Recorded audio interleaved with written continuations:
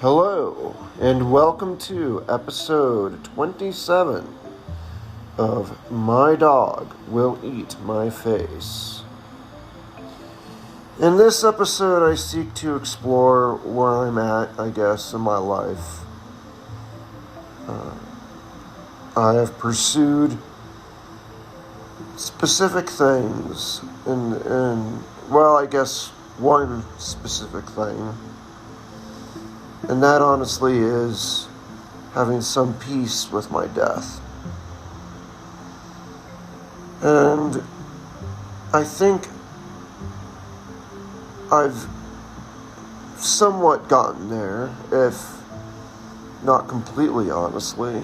Maybe I should be proud of that. But I do feel a certain peace with death. But there's been a side effect to this that also occurred that I was not expecting.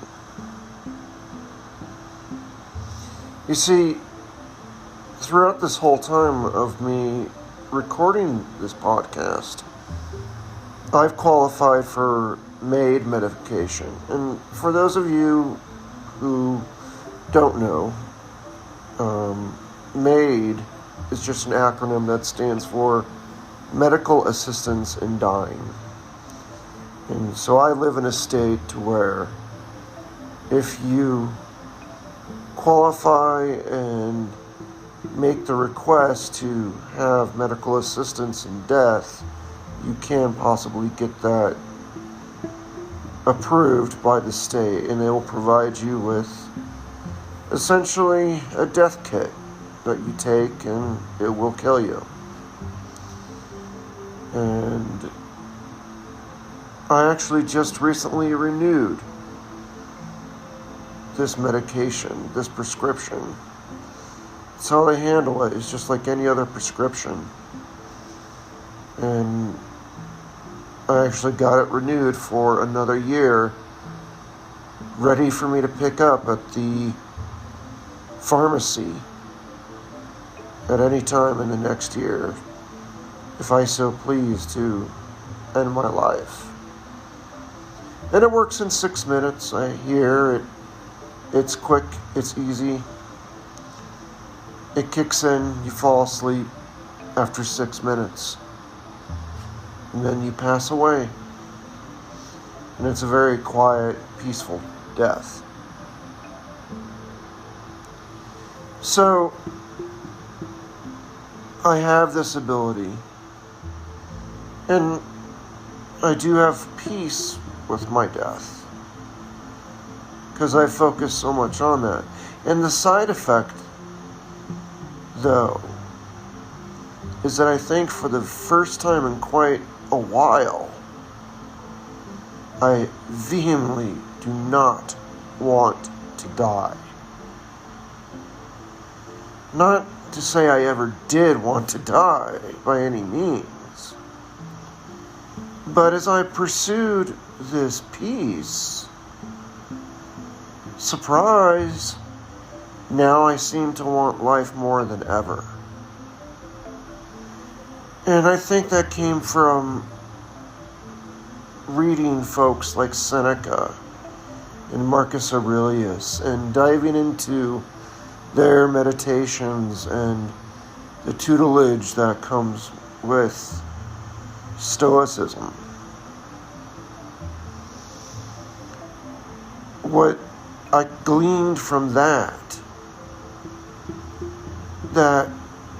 is that I want to make my own history with what days I have left.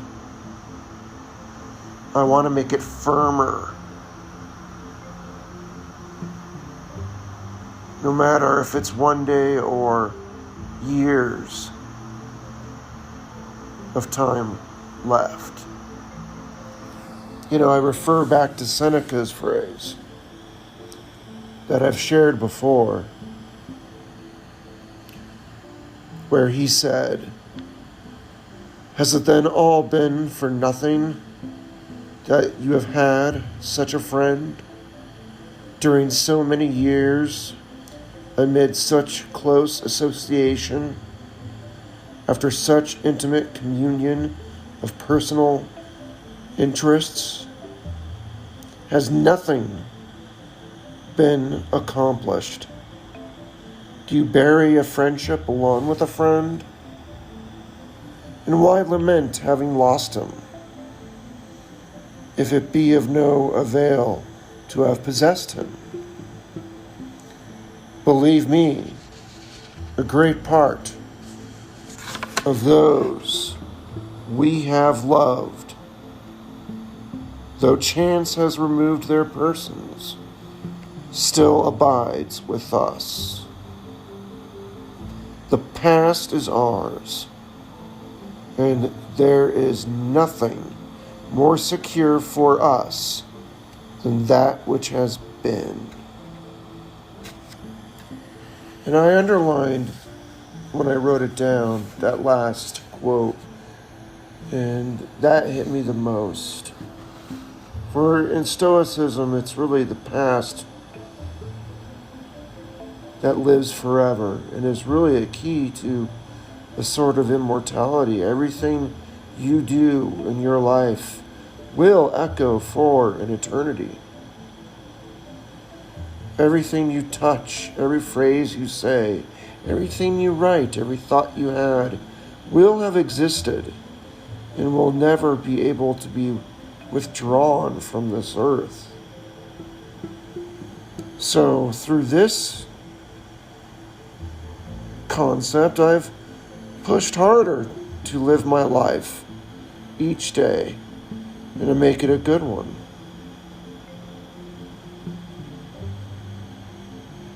And also, just reading Marcus Aurelius and his meditations, he has a phrase that I like in which he says, "It is not death that a man should fear, but he should fear never beginning to live." There. And I think that's key. It's saying simply that life in and of itself is the goal. And so through that, I seek to live a full life. And in doing so in my last days, I think I succeeded to some extent, because more than ever I want to live each day until I cannot. Because only in life can I do those things. And I'd much rather be alive than not. That's what enables me the ability to create that history. Those things that are immortal. So my question is, has seeking peace in death found me also a way to happiness? Is that possible? That sounds almost contradictory. And my mind struggles with that a little bit. But I think that's how it ended up. And it's that very position I'm in that I wish to share and explore in this podcast.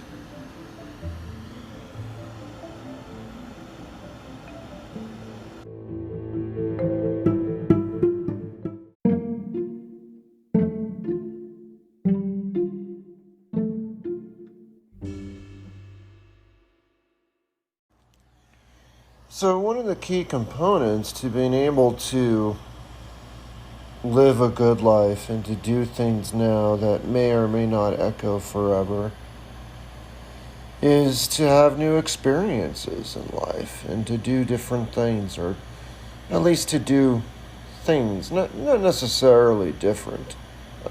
I don't think that's the word I need.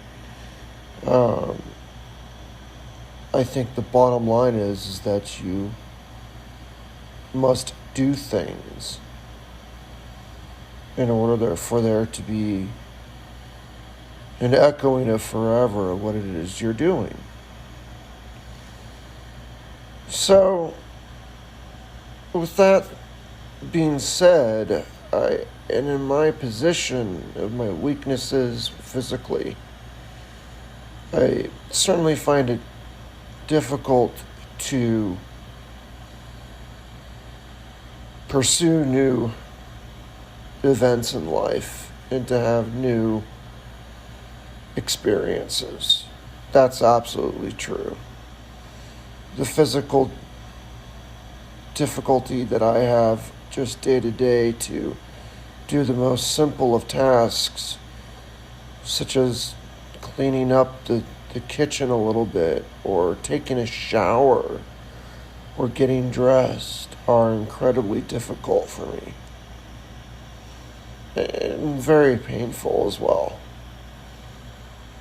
So, in all fairness, I'm in no state to be joining the local marathon or run off and do some urban exploring, although I think that'd be tons of fun.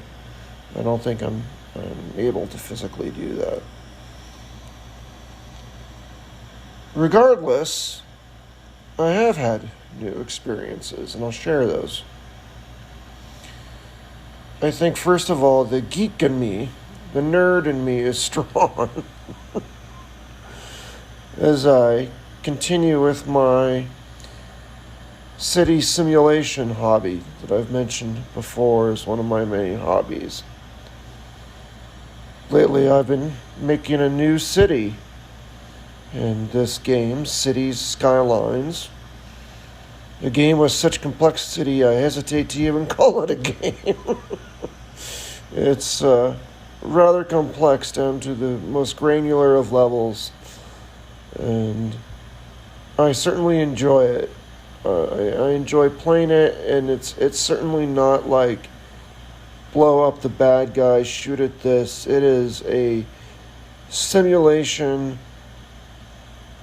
where individuals go to work, they play, they have health care, they have death care, they have various forms of education that they can go to, including even just a public library. There's jobs and unemployment and benefits and all kinds of things, mass transit, you name it, it's in this simulation. And so it's rather complex, and you basically create a functioning city. And you also do it, at least I do it, in a way that really touches into my creativity. I try to do something that is themed, that follows some sort of a theme, or something that takes some level of creativity to construct as well. So it's not just, oh, here is how you construct something that's functional. I try to do it that's not only functional, but it's also, honestly, to me, beautiful. And I even increase the complexity in my case, where in this last city I'm working on, and currently working on, is I'm challenging my linguistic abilities because I'm currently trying to create an Italian-themed city. And with that, I've decided to name everything. Every single building that needs to be named, every single roadway, everything that requires a word or a name to it. I've tried to do that all in Italian. So, not only am I patching in all the demands and the creativity side of it, and of creating a themed city, and also doing it in a way to where it also has to be functional, which can be demanding in and of itself. I've tacked on the task of making it linguistically accurate, where every little nook and cranny is in Italian. So that's a current project that I'm working on, and I love it. I love doing that day to day. I'm sure I'm going to do it later today, this afternoon, and I'll have a ton of fun doing it. So that's one thing that is new and that I'm working on in recent days. Even though technically I'm dying, I'm still trying to create something while I'm dying. Then, much more beyond that, there's also Carter. And if any of you are wondering, who the heck is Carter? He is a little dog I adopted. My old dog, unfortunately, was 15 years old and he passed away when I was doing the podcast. He didn't, pass away in the middle of me recording a podcast. That'd be sick. He passed away just while I was recording here and there. You know what I mean. And I went a couple months without anyone to try to heal. And finally came to a point to where I felt it was okay to adopt again. And Carter was his name. I wasn't expecting him whatsoever. He was a turn of a page that is welcomed and the last thing I expected. I was drawn to him on a dog rescue website. I just zoned in right into him and said, "Oh, look at this guy. For some reason, I'm just really drawn to this guy." And I read his bio. And that made me even more drawn to him, even his issues in life. He has, for example, separation anxiety. And my last dog had separation anxiety too. So I was like, hey, I've got experience with that. I know how to give a dog a good life if they have that and not torture them. And how to raise them if they have that condition. So to me, it just made me more attracted to Carter, to be honest. He's sitting right next to me right now, and every time I say his name, he looks at me like, what? So, he is a new component in my life, and he's obviously a daily demand and sticks with me constantly. As I said, he's right next to me. In fact, he just got up and moved closer to me to be leaning against me. So, I was really driven to his bio, and I got the opportunity to meet him through his foster mom, and they came over and we bonded in person. We played. We messed around. We had fun. We both like to play with our toys and throw things and have fun around the house. And what's amazing is his foster mom told me his story. That is how he came into foster care. And I want to share that here because it is so amazing. He was picked up by the police department on an Indian reservation in New Mexico. They picked him up when they were doing essentially a drug bust on a house. And they found him there at this double-wide trailer that had within it methamphetamine, fentanyl, and illegal firearms. So he had a pretty rough life, I think, before moving here. And it's just surreal. I saw the photo of him in this little police doggy jail. It's actually even had bars on it. And it was just this little, crate they had him with pretty thick jail bars on it. and got the police report. The owners were arrested and charged with all the various crimes of what they were doing. They were cooking meth, they were distributing fentanyl as well. And of course, they had the guns on site. Guns usually don't leave illegal drug trafficking. So, this is how he came to me, but there's one more little fact that's kind of spooky. The moment the police raided this house and found him was the same exact day and almost the exact time that my last dog passed away. It happened at those, basically the same time. Certainly the same day. But they both happened around 3 o'clock in the afternoon. So, that was moving to hear his story. And how he became sort of available to me at the exact same time as when I lost my best friend and companion, my current dog. So, it's almost like it was meant to be. I usually don't get sappy like that. I usually don't believe in anything like that. In fact, I really don't, but I think the story is still cool. And, what do I know? I'm just an idiot.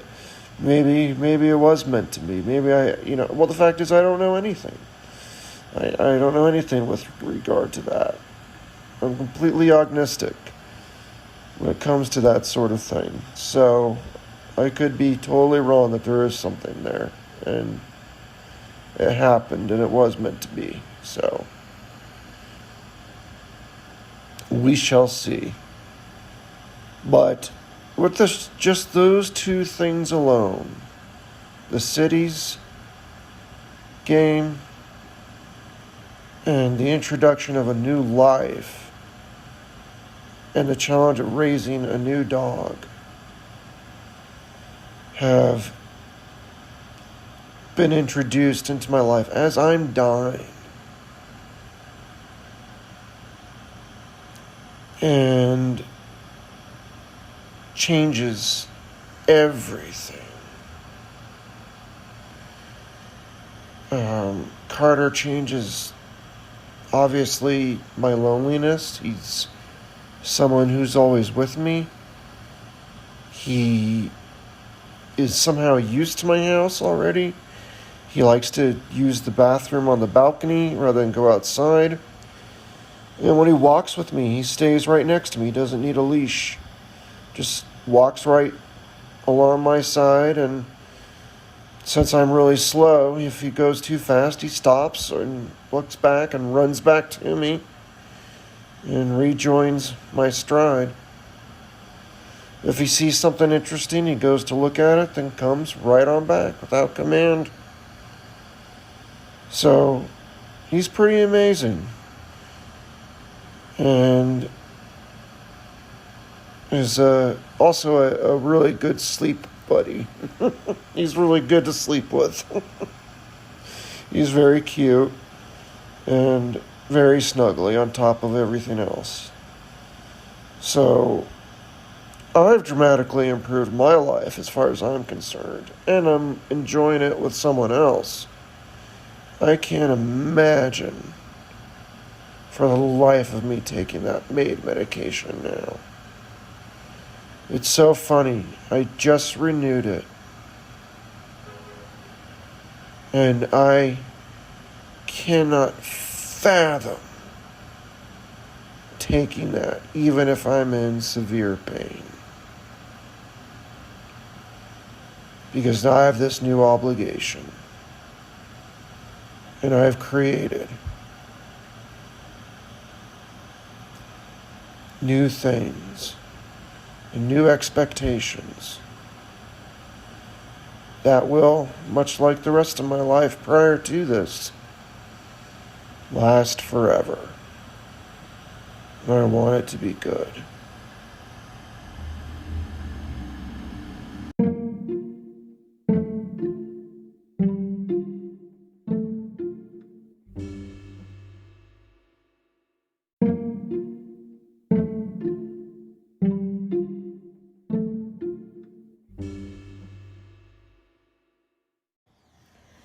So where does this land me today? I guess it leaves me with questions. Will any of these things make my acceptance of my fate as it approaches more difficult? What will become of the end of my life now? I've embraced having events such as these as keys to my happiness and to living a good life. And to also to be able to look back at my life and to say I've lived a good life. But now, I want them for their own sake as well, not just to have peace with death. So is it even possible to enjoy life while also accepting death? I suppose, why not? But it seems contradictive to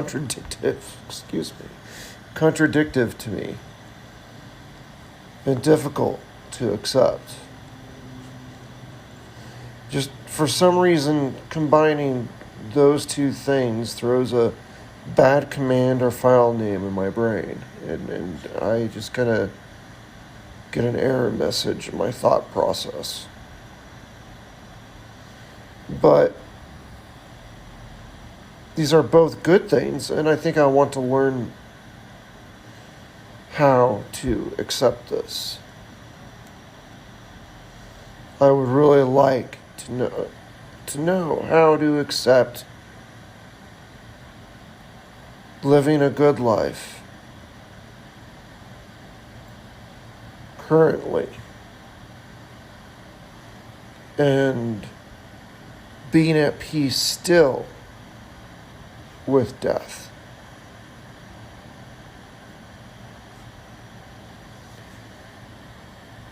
So, hey, I guess that's another thing left for me to learn. It's just the list keeps going on and on. Now I have something to learn.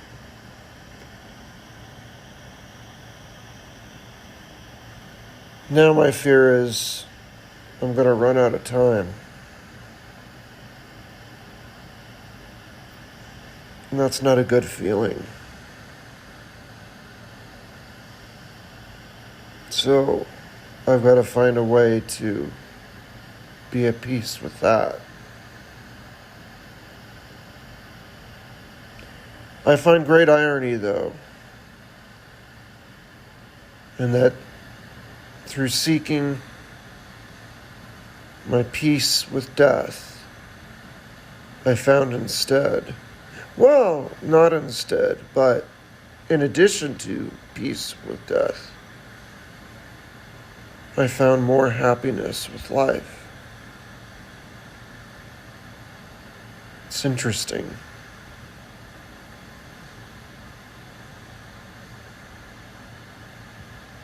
But I'll still keep trying to learn.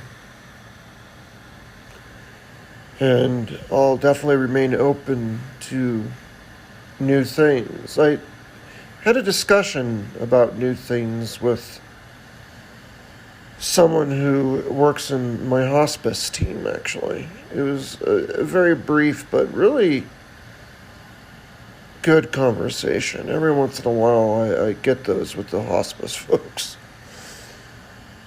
We were talking about the main medication, and she said out loud what was exactly my problem in my head. She said she doesn't understand how you could possibly know when is the right time to take it. And that's exactly what I have an issue with.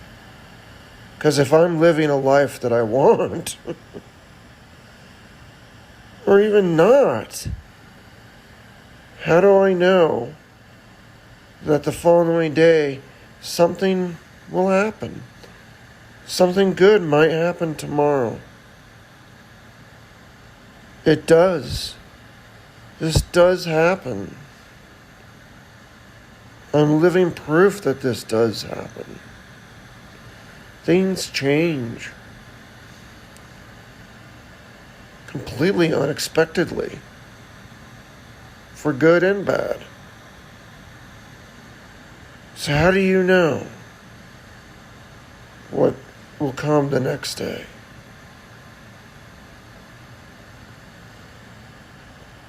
And so her and I, we agreed on that. But we certainly didn't come any closer to solving how to deal with that. And so I just don't know that either. How do you know when the right time would be for anyone? I think it just, at the end of the day, is what it is.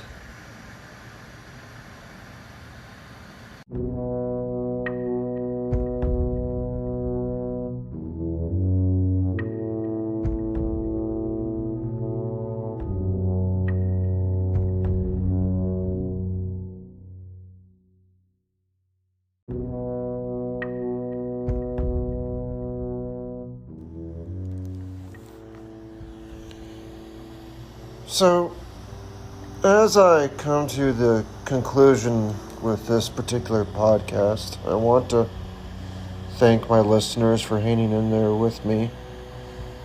I guess one thing I can say is that as you're dying, you certainly have time to overthink a lot of stuff.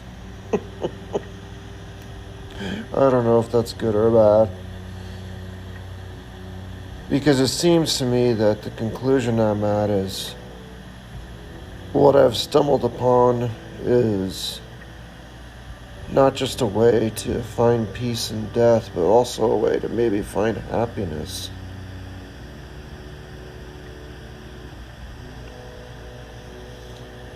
And then what comes beyond that is the timing of death. It just doesn't matter. And it's so unpredictable. There's really no way to predict what's going to happen, when it's going to happen.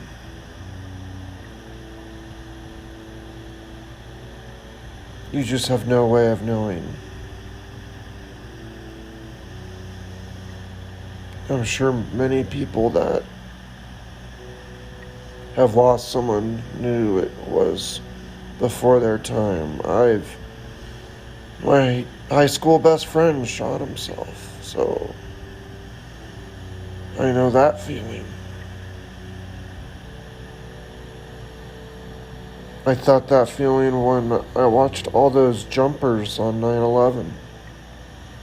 People that just showed up to work and then they were gonna die.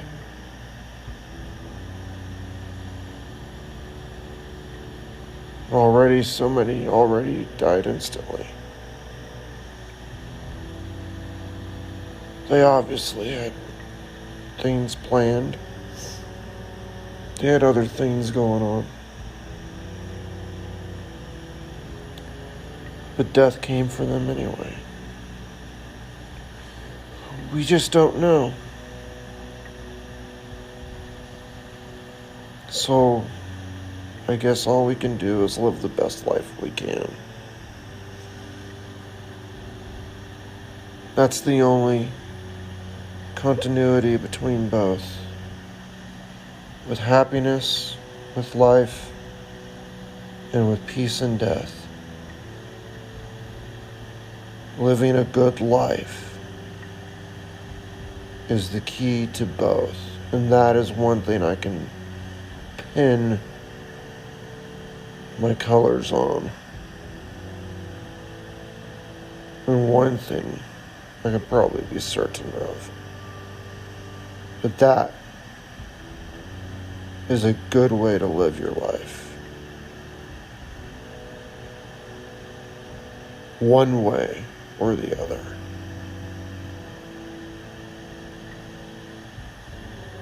So, with that all said, I'm going to go ahead and wind down this podcast and thank all my listeners for listening in. I really do appreciate it. Don't forget to click follow and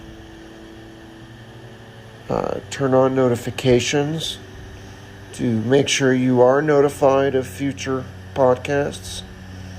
Remember, just clicking follow does not work. You have to also click on the bell, or sometimes it's like an ellipses in a menu somewhere else to turn on notifications. It's different from app to app. Please don't forget to do that. And if you really want to support the podcast, go to patreon.com/mydogwilleatmyface. And you can contribute to the podcast and pat yourself on the back knowing you're supporting a good cause of a dying man trying to get his message out there before he expires, while also getting behind the scenes photos and a few other things.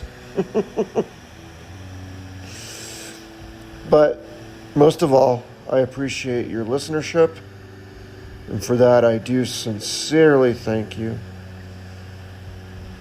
and appreciate you listening, and invite all of you to share the podcast with others if you so choose to do so. Now with that, I will say I will talk to you next week, and ciao for now.